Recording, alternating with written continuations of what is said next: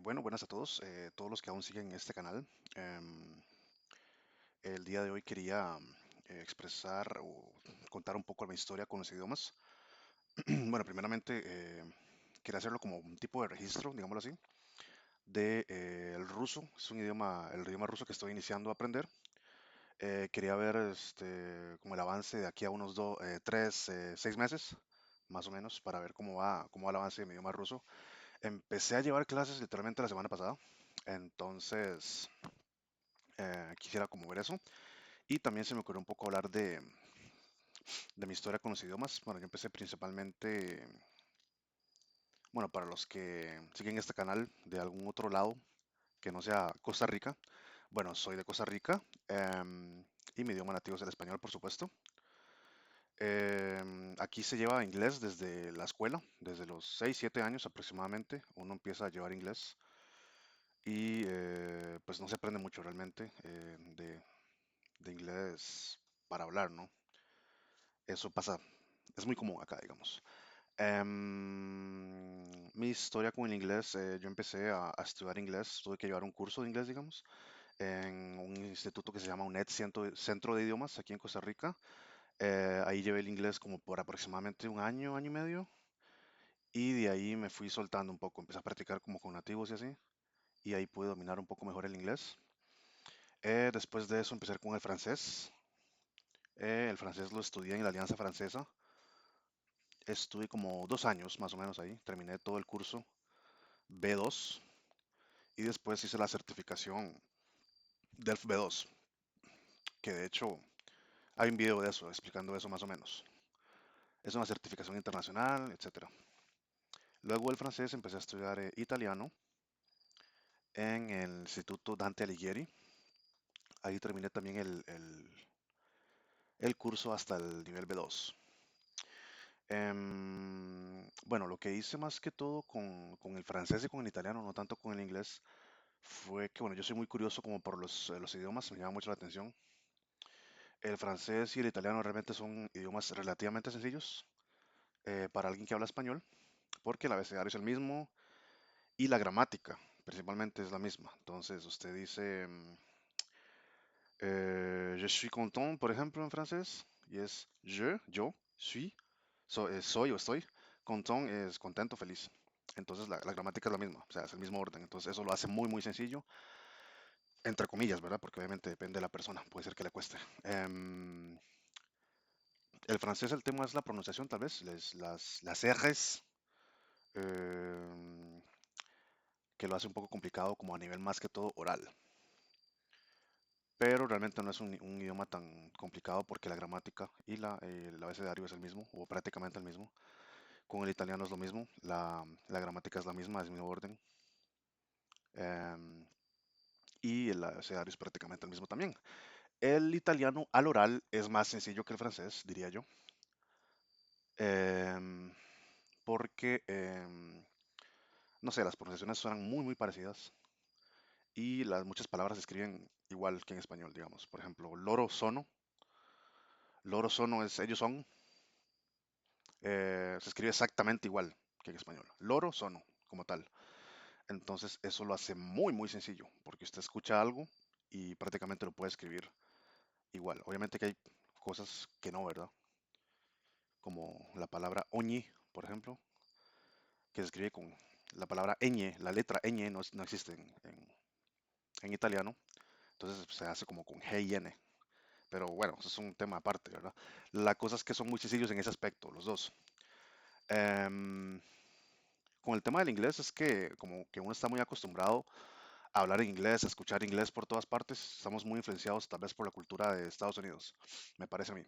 Entonces en todo lado hay como locales en inglés y muchas series, cosas en inglés, etcétera. Entonces eso lo hace un poco más sencillo el inglés. Y el inglés es un tema más, es un idioma más sencillo en el sentido que no tiene muchas conjugaciones. Bueno, ya eso todo el mundo lo sabe, pero bueno, whatever. Ok, eso es como la historia más o menos. Luego, después del italiano, me surgió la idea de estudiar alemán o holandés. Vi que eran como idiomas muy similares. Entonces empecé a estudiar holandés un poco. Eh, lo que había hecho antes con el italiano y con el francés es que empezaba como a estudiar palabras con el traductor, a ver ciertos videillos, cosas. Duolingo siempre ayuda un poco, no mucho, pero ayuda un poco, como a familiarizarse con un poco con el idioma. Entonces, cuando yo antes de empezar a estudiar francés, ya sabía algo de francés, como algunas palabrillas, me ponía a buscar en el traductor, a memorizar cosas como yo me llamo, tengo tantos años, etcétera. Eso me ayudaba para la hora de llegar a las clases, ya saber un poquito.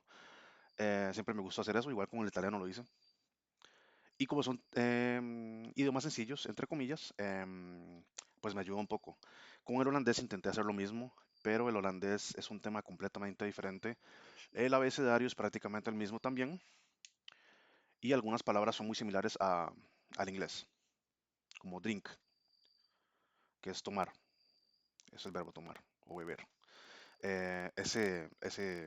Hay muchos ejemplillos así que son similares al inglés, pero el tema con el holandés es que el holandés, la gramática es diferente.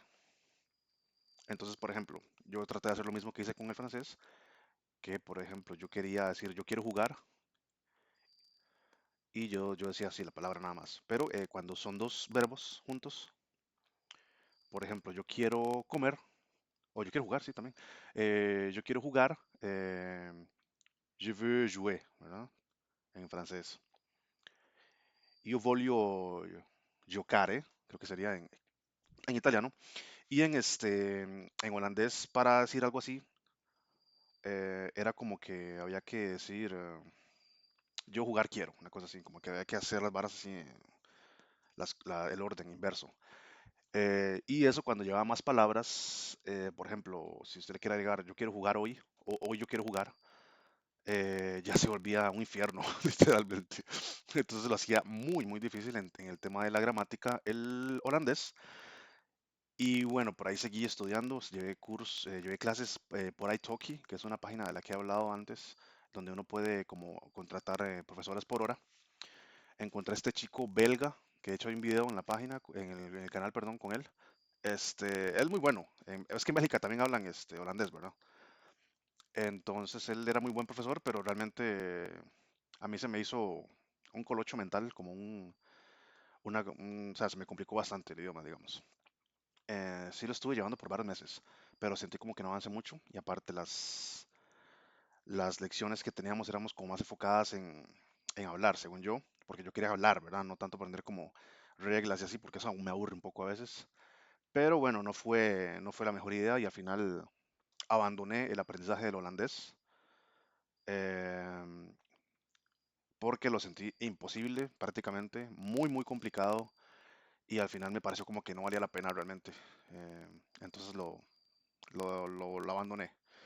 Con el tema, luego empecé a estudiar un poco de portugués. El portugués es incluso más sencillo que el italiano, diría yo, porque el idioma es muy, muy parecido al español. Incluso se puede a veces entender muchas de las palabras en portugués, incluso sin saber nada del idioma, ¿verdad? El tema con el portugués es un idioma que nunca me ha encantado realmente. El sonido no me gusta mucho tampoco.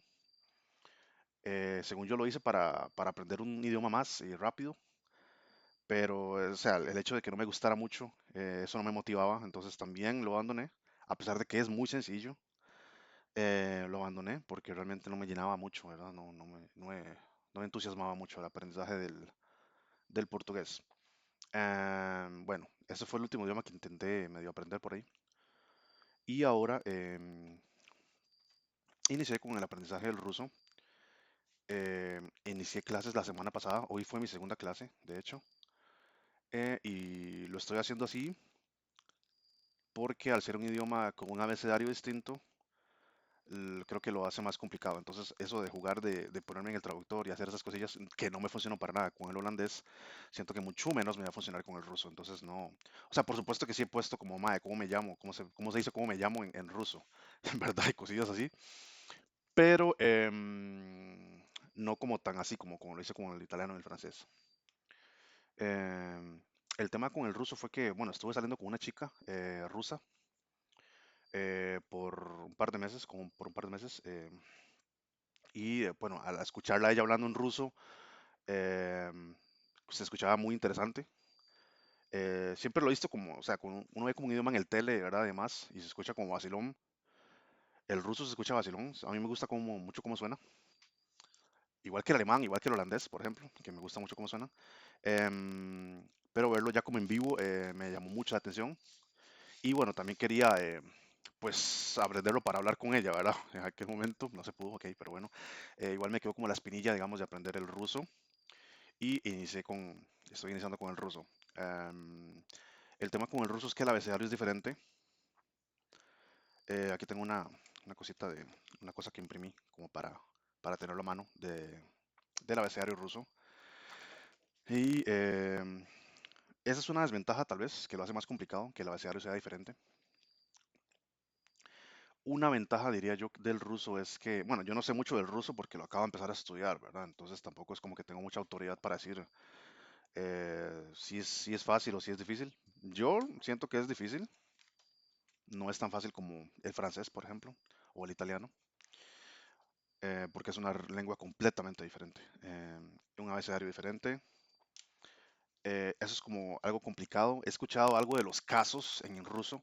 Realmente no sé nada de eso. No lo he estudiado todavía. Supongo que es algo que estudiaré más adelante. Pero muchos hablan de los casos, que es algo complicado en el ruso. Y una ventaja, diría, tal vez del ruso es que se escribe como suena. Entonces, eso es una ventaja porque, por ejemplo, si usted ya conoce el abecedario más o menos, se puede escribir. Por ejemplo, la palabra papa, que es papá, ¿verdad? Usted nada más tiene que llegar y buscar la letra que P, la letra A, y ya puede escribir esa palabra. Y suena igual, o sea, suena como se escribe. Entonces, por ejemplo, la letra P es esta, que parece una N en español. Entonces, P y esta es la A, que es igual. Entonces, ya con estas dos letras, usted puede escribir la palabra papá y la palabra mamá y la palabra, o sea, otras palabras, ¿verdad? Eso siento que es una ventaja del ruso. De hecho, ahorita estoy practicando como leer el ruso.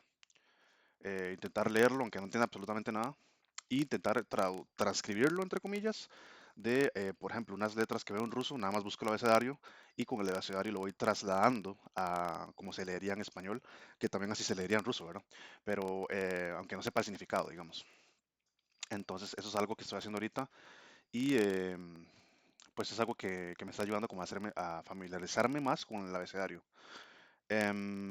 Por allá algunos sonidos son complicados, como el sh, ¿verdad? Que es bueno, pero sí, algunos sonidos son complicados, pero eso es algo que se puede trabajar, digamos.